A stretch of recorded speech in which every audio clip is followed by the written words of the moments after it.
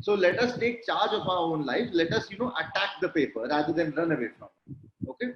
So now coming to the next passage. This passage is also very, very easy. Trust me. Okay. We are going to read the passage. We are going to discuss the passage and then answer the questions one by one. Okay. So who wants to read the passage? Please raise your hand. Okay, I see one hand is already raised. Aishanya, you can go ahead. The issue of obscenity has vexed the courts in India and abroad for a long time now.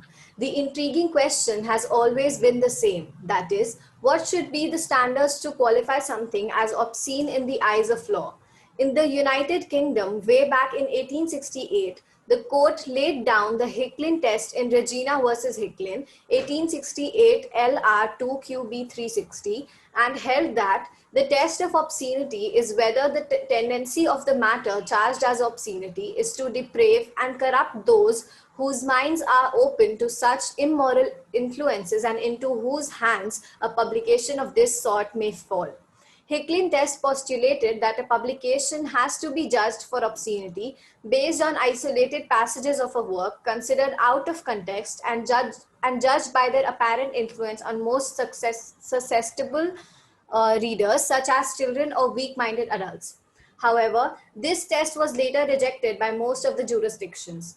There were many judgments where it was stipulated by the Indian courts that obscenity has to be judged in the context of contemporary social mores and current socio-moral attitude of the community and the prevalent norms of acceptability, susceptibility of the community in relation to matters in issue. For example, in Ranjit D. Udeshi versus State of Maharashtra, AIR 1965 SC 881, Chandrakant Kalyan Das Kakodar versus State of Maharashtra 1969, 2 SCC 687, etc. These judgments indicated that the concept of obscenity would change with the passage of time, and what might have been obscene at one point of time would not be considered as obscene at a later period. This came to be known as Community Standards Test. In Bobby Art International versus Ors Ors versus Om Pal Singh Hoon 1996 4 SCC1, the court upholding the community standards test held that complete message and context of the objectionable scene, form, picture, etc. needs to be examined in order to find out whether the alleged material is obscene or not. Okay, good. Now, would anyone like to explain? Would you yourself like to explain what this exactly passage is saying? This passage tells us about two definitions about obscenity. The first one is the one that was held in UK in 1868, which said that obscenity would be the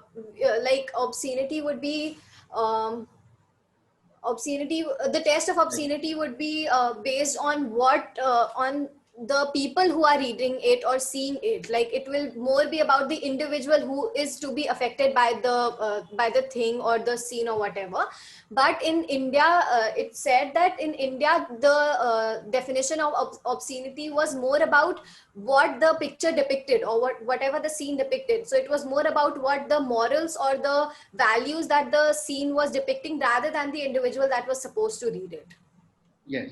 Okay. Very good. As Aishanya has said, okay, this passage is dealing with obscenity laws in India. I'm going to briefly explain the obscenity, laws in India as well as this passage. There was a very famous, judge who said, when he was asked, like, what is obscenity? Can you define obscenity? How do you know what is obscene and what is not obscene? Right? Because it's very subjective. Maybe there's something which I get very offended by, but somebody else says it's totally fine, right? And something else with that person gets something really offended by, and I say it's totally fine, no problem. So how do you decide? Because I might like the red color and you might like the blue color. Okay, somebody might like yellow and somebody might like green. So, these kind of things are very subjective, right? Obscenity, what is good, what is bad, these are very subjective things. So when this judge was asked that what is, how do you decide what is obscene? Can you lay down some criteria? That judge says, I know it when I see it. Okay. Basically, it means that there's no such criteria which says this is obscene, that is obscene, that is obscene. But when I see something that is obscene, I know it is obscene. You get my point? So maybe from beforehand, there's not a set out list of criteria. This is obscene, that is obscene, that is obscene. But the moment you see something obscene, you know it is obscene, right? Suppose you see something happening on the road which you feel is wrong. There's some feeling from inside which comes that this is wrong, right? Same thing is with obscenity. You see it and you're like, no, this is something which is very obscene. This is something which is very scandalous, very incorrect, very immoral, very wrong. That is the whole thing. Okay. Now, there are two tests which are generally considered when it comes to obscenity. One is called the Hicklin test. Hicklin test talks about the impact on the most innocent and the most corruptible mind of that particular, kind of, it might be artwork, it might be a cinema, it might be a speech, it could be anything. Okay. But that particular material, the impact on the very, very susceptible mind, very, very like, young or innocent kind of minds, what would be that impact? Okay. That is the test for obscenity. Okay. But there's a second test of obscenity that is known as the community standard test that doesn't just see that particular thing in isolation, that doesn't just see that particular thing in its own context, but rather it tries to see the whole scenario behind it. Okay, like for example, let me give an example from like Mahabharata. Okay, so from Mahabharata, there's a very famous episode in which Draupadi's Chirharan was going on. That is means she was being disrobed. Okay, so obviously, if there's some movie which is showing or portraying that kind of incident, it's a very negative incident. It's a very like a perverted kind of incident or a very obscene kind of situation that's happening. But the purpose of showing that Draupadi in that particular disrobe incident, it's not to, not for some kind of like a pleasurable kind of experience. Rather, it is show the misery, and rather it is to show the negative impact of that action, right? But if you were to implement the Hicklin test, and if you were to, if you were not to show the whole episode, but rather you were just to show the one image where Draupadi is disrobed, okay, and that image was shown, then according to Hicklin test, that would be obscene, right? Because it is showing a woman in a kind of a disrobed attire, okay.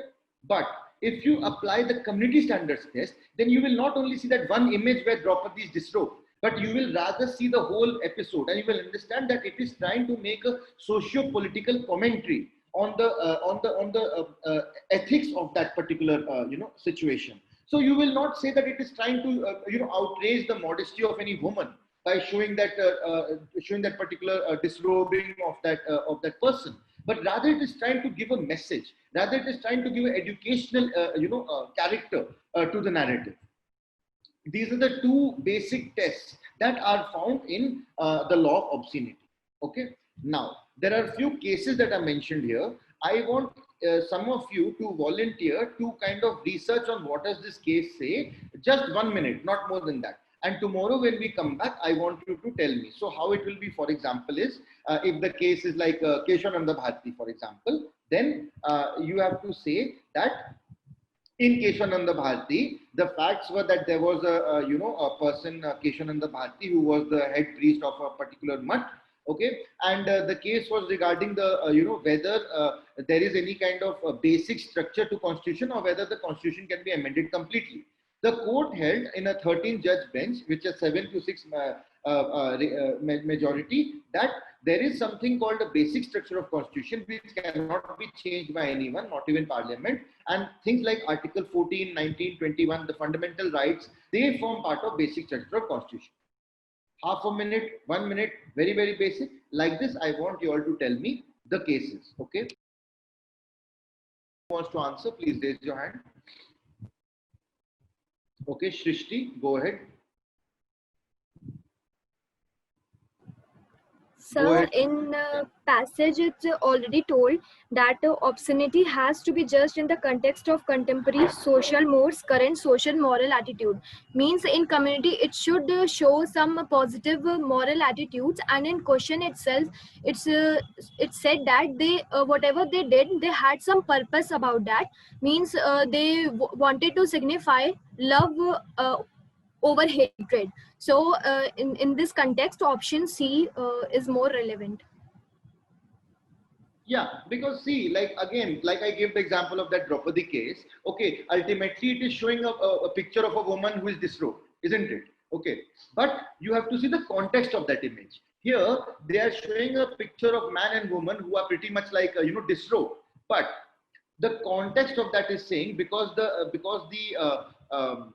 wife of or the fiance of that tennis player was a dark skinned person. Dark skinned means not like how Indians are dark skinned, but rather like they over here they mean African American, they mean blacks. Okay, so Boris Becker, although it's not mentioned here, he's a Caucasian person, he's a white person, and his fiance is black. So they're kind of interracial couple, and they're trying to show that there is no difference between black and white. Ultimately, it's just a skin color. We are all the same from inside. Human beings, our heart is the same, right? Our color of our blood is same. It doesn't matter the color of our skin, right?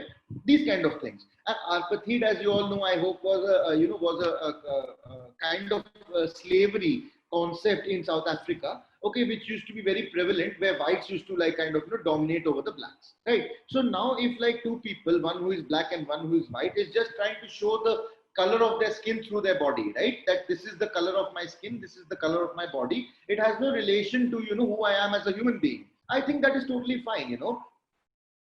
Um, Now, why it can't be A? According to Hicklin test, it will not classify as obscene. Definitely, according to Hicklin test, it will classify as obscene.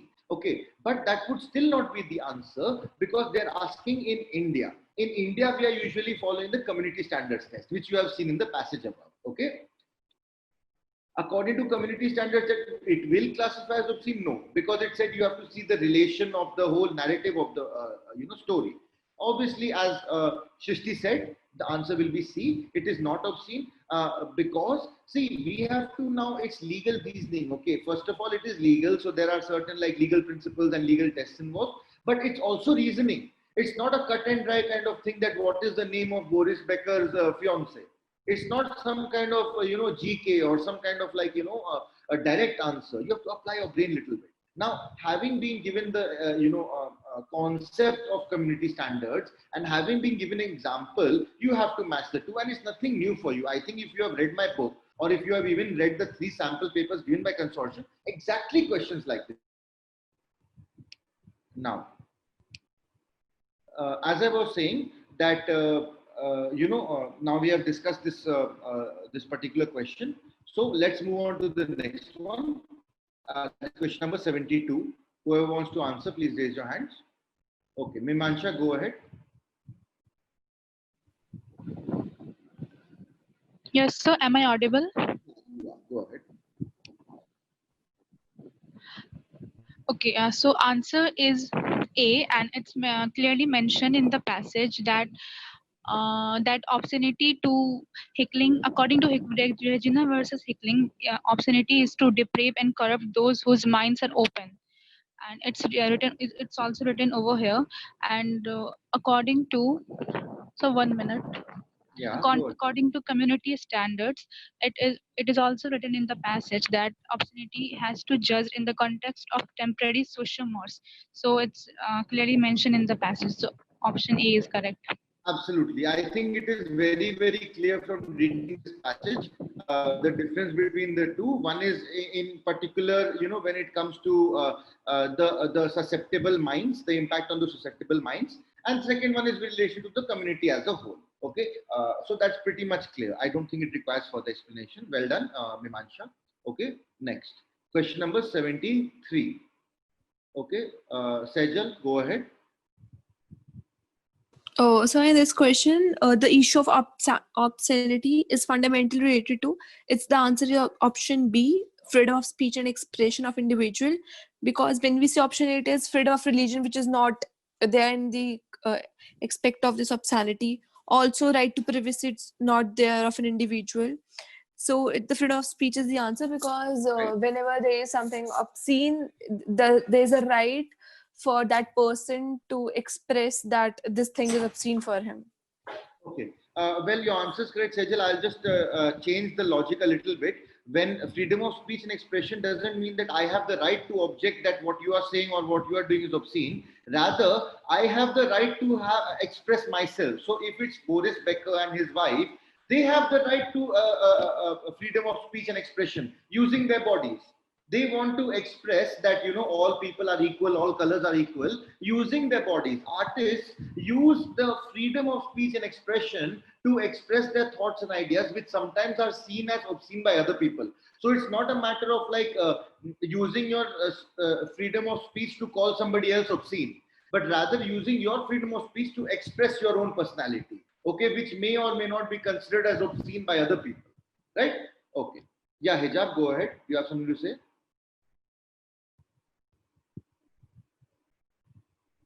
Okay. No, sir, I actually raised it for the next question, 74. Already you raised it for next question. Yes, sir, because I wasn't getting chance, that's why. Okay, fine. You will get the next chance, fine.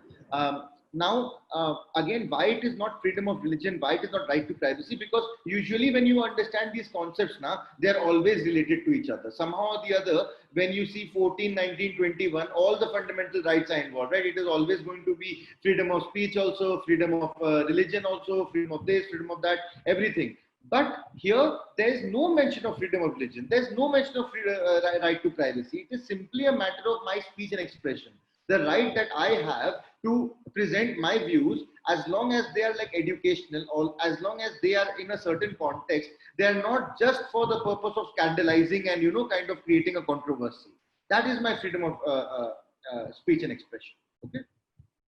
So that's the thing. Now, next one, Hijab, go ahead. Yes, sir, thank you, sir. Consider the following situation. Choose the correct option as per Hicklin's test. A movie scene where there are rows of Jewish naked men and women shown frontally being led to the gas chambers of Nazi concentration camp. Not only they are about to die, but they are also stripped of their basic dignity in the last moments of their life. Second, the controversial movie scene of Phulan Devi, the bandit queen, where she is paraded naked and made to draw water from the well within the circle of 100 men. So, according to me, as per Hicklin's test, the answer should be both 1 and 2 are obscene. Because according to Hicklin's test, it is basically concentrated on the susceptibility of the minds of the people. And here, both 1 and 2 are obscene. Had it been the second test, maybe it would have given us any message regarding the situation in which those people were. But here it is clearly mentioned that it is as per Hicklin's test. So I think C should be the Very good. answer.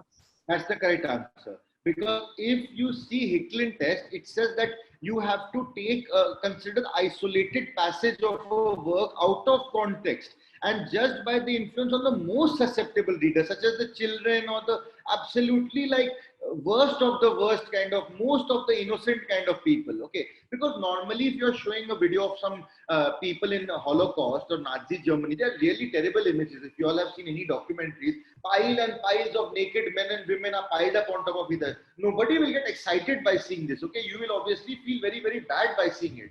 But if you show that image to a child, obviously the child will get disturbed, right? You can't show pile of dead bodies to a child and expect that they will not be disturbed by it, right? So according to Hicklin test, definitely that is obscene because it has been taken out of context. There has been just one image of dead bodies and it has been shown to a child.